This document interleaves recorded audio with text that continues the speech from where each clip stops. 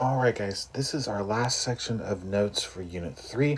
We're going to see how some of the concepts that we've been learning about can be applied in some real-world context. Now, just some reminders as we get ready to get started with that. The different ways that we have to find the sides of a right triangle. We've got kind of two different ways, one of which is the Pythagorean Theorem, the other of which is to use trig ratios like sine, cosine, and tangent. If we want to find an angle instead, then the one way that we've seen to find an angle is to use the trig ratios with the inverse function. So that's where we use sine inverse, cosine inverse, and tangent inverse. Okay, so let's go ahead and jump into it. For each of these different scenarios, we're going to draw and label a picture and then solve for the missing part. Rounding the sides to our nearest tenth, and again angles to the nearest degree, so we'll be consistent with what we've done in the sections previous to this. Okay, so for this first example, it says Ashley jogged 3.4 miles east, then 5.7 miles south. How far is Ashley from her starting point? Well, let's again start with drawing a picture. So she starts by going 3.4 miles east, so we'll label that 3.4 miles. She then goes 5.7 miles south, so this is going to be 5.7. And what we want to know is how far is she from her original point? In other words, what is this distance right here? Again, that should be a right angle if she turned directly south. So we've got two sides, and we want to know what this missing side is. That's going to be a chance for us to use the Pythagorean Theorem. So with Pythagorean Theorem, let's go ahead and label our sides. Remember, the side opposite your right angle has to be C. A and B are the other two sides, and it doesn't matter which one you pick to be which. Okay, so remember, Pythagorean Theorem says that if you take a squared plus b squared, that's equal to c squared. So a squared would be 3.4 squared, plus b squared is 5.7 squared, and that has to equal c squared, which is our side x squared. Okay, so let's go ahead and type in the left side of our equation. If we take 3.4 squared plus 5.7 squared, that's going to be 44.05 is equal to x squared. Now to get x by itself, remember this is where you're taking square root of both sides of your equation. So square root of 44.05 equal to the square root of x squared. And remember, the square root of x squared is just x. So we'll take the square root of the last number we just had, which is 6.6 to the nearest tenth. And remember, for sides, we are going to the nearest tenth.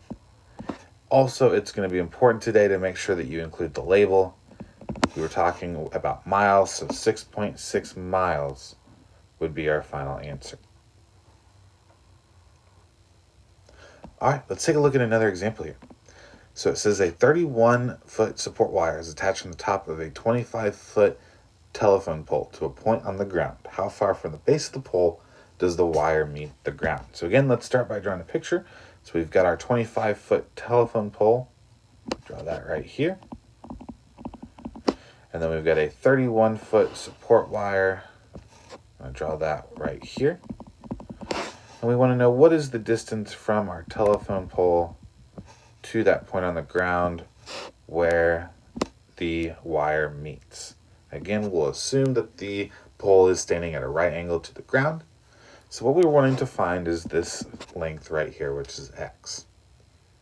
Now, once again, we've got two of our sides, and we want to find a missing side. That's our clue to use Pythagorean Theorem.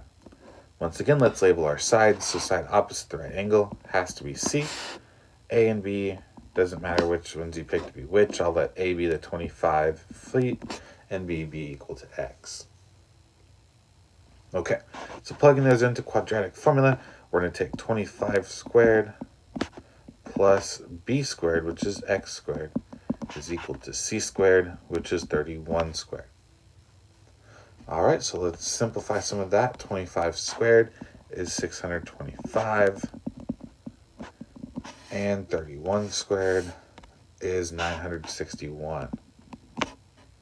All right, so to solve for x squared, let's first get rid of the 625 from that left side of our equation. So we'll take our answer, minus 625, which is 336. So x squared has to be equal to 336. And then remember, to get x by itself, we're going to take square root of both sides of the equation. And so then square root of x squared is just x. And the square root of our answer is 18.3 to the nearest tenth. And then don't forget to include your label. This time we were in terms of feet.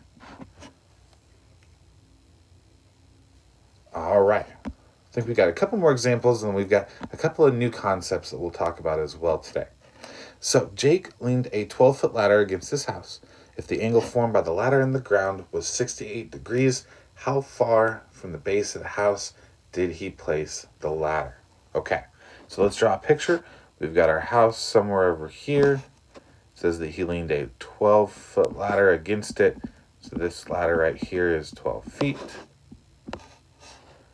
And then we know that the angle that's formed by the ladder and the ground, so this angle right here, is going to be 68 degrees. And then we want to know how far from the base of the house did he place the ladder. So we'll look for this variable right here, which would be x. Okay, so this time notice that we do not have two sides of our triangle, so we're not going to be able to use Pythagorean Theorem. But we do have an angle, so we should be able to use our sine, cosine, and tangent to help us look for this angle. So in terms of that angle of 68 degrees, we know x is the adjacent side. We know 12 is the hypotenuse. So when we're thinking about SOHCAHTOA, adjacent and hypotenuse would have to be the cosine. So we would say the cosine of 68 degrees is equal to our adjacent side x divided by our hypotenuse, which is 12. And then to solve that, remember, when you've got a number in your denominator, you'll multiply by that number on each side of the equation. So we now have that 12 cosine of 68 must be equal to x. And then let's go ahead and put that into our calculator to see what that gets us. So 12 cosine of 68 is 4.49. And again, for sides, we're rounding to the nearest tenth, so that would become 4.5, and our label in this case is feet. All right, one last problem to look at, and then we'll look at a couple of other concepts. So it says a ramp is used to load suitcases onto an airplane. If the cargo door is 7 feet from the ground and the angle formed by the end of the ramp in the ground is 25 degrees, how long is the ramp? Okay, so we've got our airplane somewhere over here. We've got this ramp, which is coming up to it. So this is where all the suitcases are being loaded on. And then here is the ground. Okay, so if the cargo door is 7 feet from the ground, so here is our plane, and we've got 7 feet from the ground is our cargo door, and the angle formed by the end of the ramp is 25 degrees. So this angle right here is 25 degrees.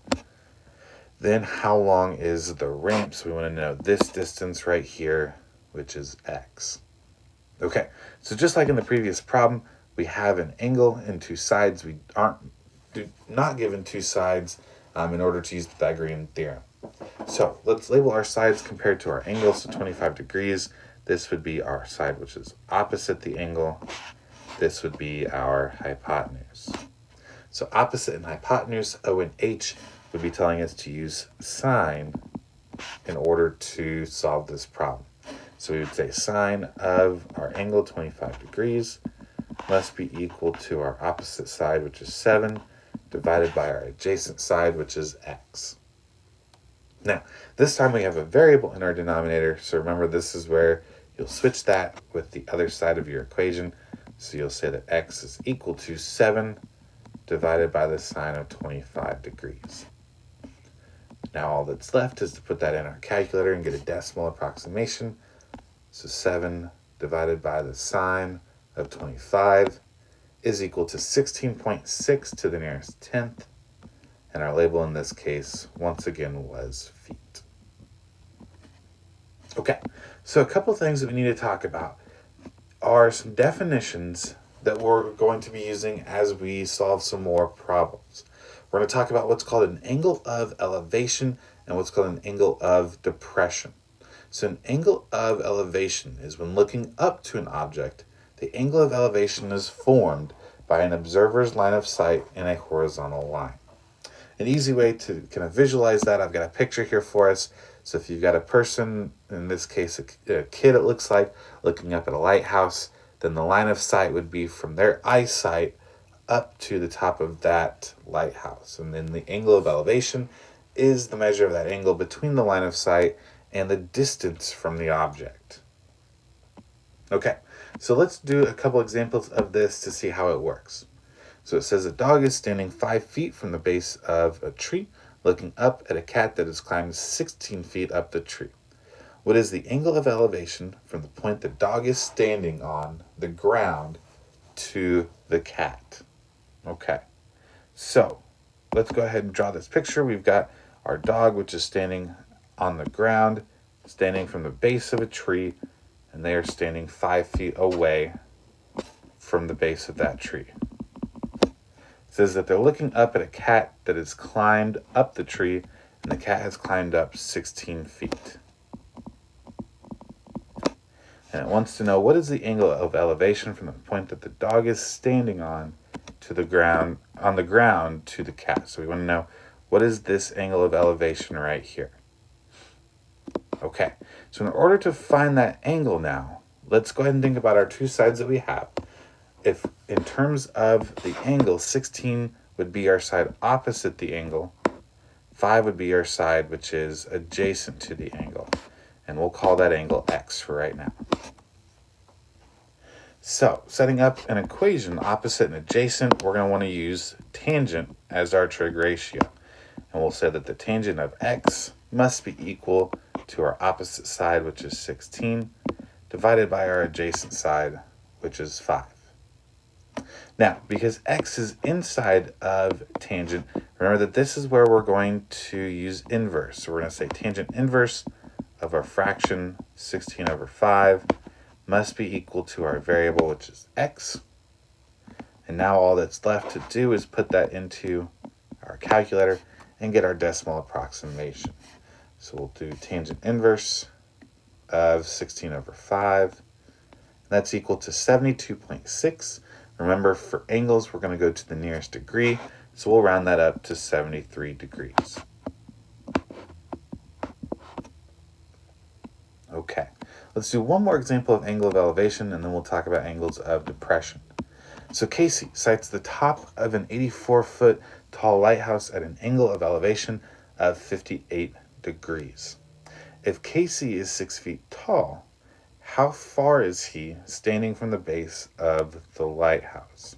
Okay, so let's draw in our picture. We've got Casey, and actually I'm going to draw in Casey here. It says it sights the top of an 84-foot tall lighthouse. So we've got our lighthouse over here. And not a great picture, but it'll work. And that lighthouse is 84 feet.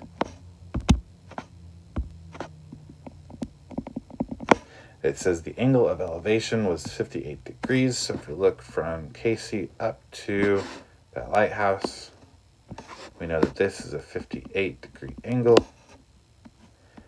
And we know Casey is 6 feet tall, so we know that this height right here is 6 feet. Then how far is he standing from the base of the lighthouse? Okay. So, looking at this problem, if we want to know the distance from the lighthouse, that's going to be this distance right here, which is going to be x. Okay, so now using our information that we've got, really if you think about what the distance is right here, that's not going to quite be 84 feet, because remember, you have this 6-foot height, which is this spot right here. So what we need to be careful with is we need to make sure we take 84 minus 6 to get our height from where Casey is looking at the lighthouse and up, which is actually only going to be 78 feet. So that's going to be what we'll use for our side length right here. Okay, so compared to our angle of 58 degrees, we've got 78, which is our opposite side, and we've got x, which is our adjacent side. So once again, opposite and adjacent, we're going to be using tangent to set up our equation. So we're going to say that the tangent of 58 degrees must be equal to our opposite side, which is 78, divided by our adjacent side, which is x. In this case, x is in our denominator, so we will swap that with the tangent of 58 degrees to find out that x is equal to 78 divided by the tangent of 58. And now all that's left is to put that into our calculator to get our decimal approximation. So 78 divided by tangent of 58 is approximately 48.7. We are talking in terms of a side length, so we will go to the nearest tenth. So 48.7, and in this case our label was feet. Okay, so similar to angles of elevation, we also have what are called angles of depression. So here's how angles of depression are just a little bit different. So angles of depression are formed when you are looking down to an object rather than up at an object. So to give you an example of what that looks like, this angle of depression in the term of a lifeguard would be that the lifeguard is sitting above the pool, looking down at swimmers in the pool. The angle that's formed by their line of sight would be called the angle of depression. Notice that that angle of depression is actually kind of above this right triangle. It's not this angle right here. So be careful with angles of depression. They are a little bit harder to work with.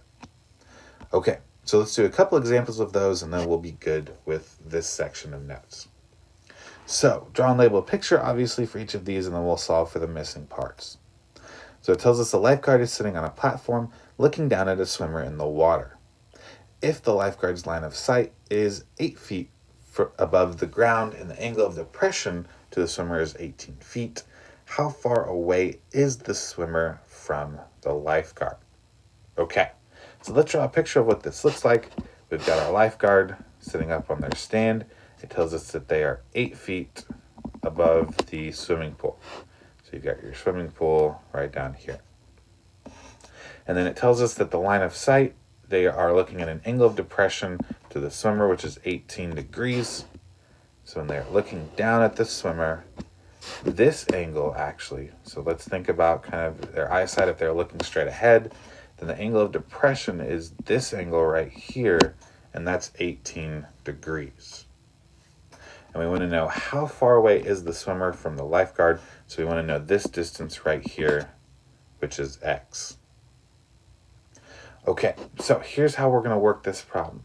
We already know that 18 degrees is our angle of depression, and we know that this has to be a right angle, which means that we need to find this part of the angle right here, which means that if we take our right angle, which is 90 degrees, minus our angle of depression, which is 18 degrees, that means that 72 degrees would be this angle inside of the triangle right here.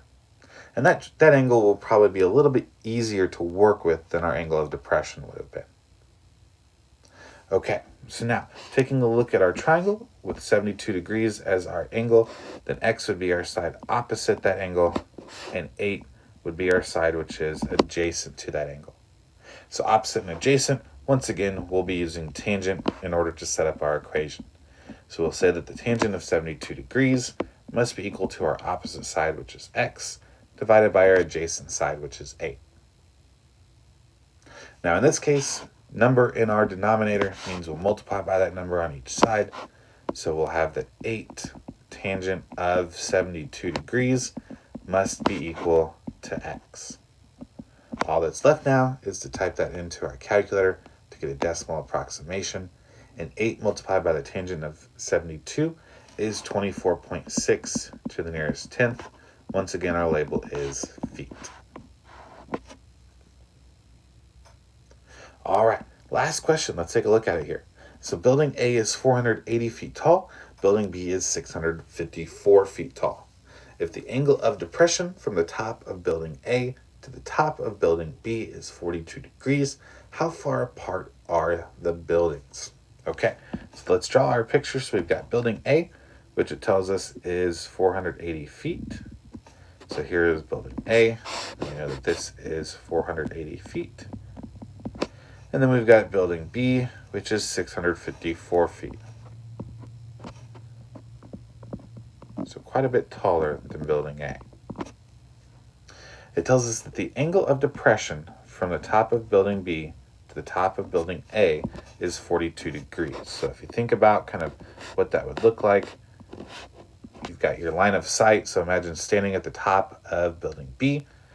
And so looking down at building A, it tells us that that angle right here is 42 degrees. And we want to know what is the distance apart that these buildings are. So we want to know what is this distance right here. I'm just going to call that X for right now. So in this problem, we actually have two things that we need to solve for. We need to figure out what is the length of this side right here, and what is the measure of this angle right here.